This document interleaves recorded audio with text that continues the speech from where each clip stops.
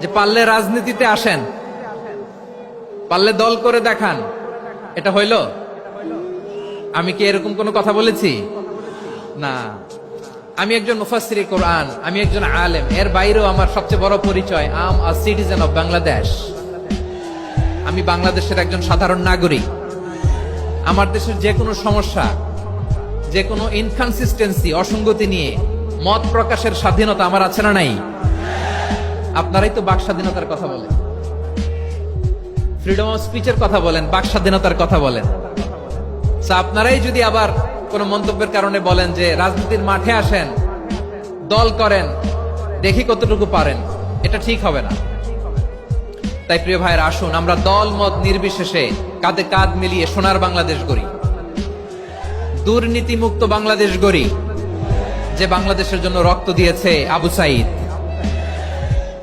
যে নতুন ভোরের বাংলাদেশের জন্য রক্ত দিয়েছে মুগ্ধরা, যে নতুন বাংলাদেশের জন্য রক্ত ঝরিয়েছে 24-এর যে গণ অভ্যুত্থানের প্রত্যেকটি শহীদের। আওয়াজ করে বলেন ঠিক কিনা?